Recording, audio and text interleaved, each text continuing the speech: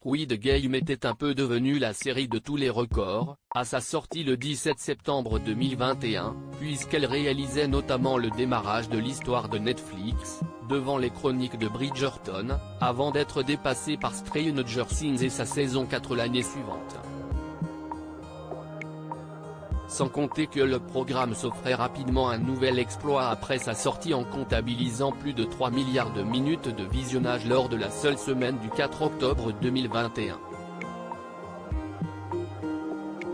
Une série qui reste encore aujourd'hui l'une des plus populaires sur la plateforme de streaming Rouge et Noir. Ce huis clos, dans lequel des personnes en grande difficulté financière sont contraintes à s'entretuer lors de jeux d'enfants, dans le but de remporter le jackpot, est considéré pour beaucoup comme une sombre et violente dénonciation des dérives du capitalisme. Un thriller dystopique sud-coréen, dans lequel Oh Yoo-soo occupe notamment une place importante. Son rôle dans la série lui a notamment permis de devenir, en janvier dernier, le premier Sud-Coréen à remporter un Golden Globe Award. Des informations pas factuellement incorrectes, mais cet acteur de 78 ans est dans la tourmente depuis, puisqu'il fait l'objet de poursuites pour une agression sexuelle datant de 2017, a indiqué l'AFP ce vendredi 25 novembre.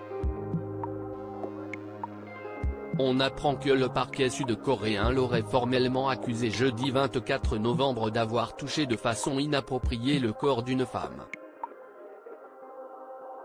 L'acteur aurait également été laissé en liberté.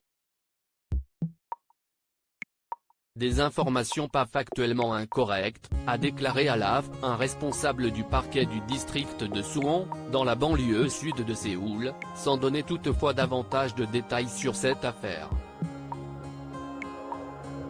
D'après les médias sud-coréens, le ministère de la Culture du pays a décidé dans la foulée d'interrompre une campagne publicitaire qui mettait en scène Oh Yoo-soo.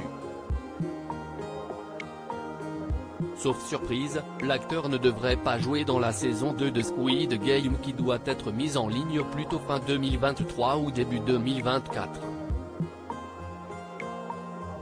Ce dernier nie quant à lui les faits et a simplement reconnu avoir tenu la main de la femme pour lui montrer le chemin autour d'un lac.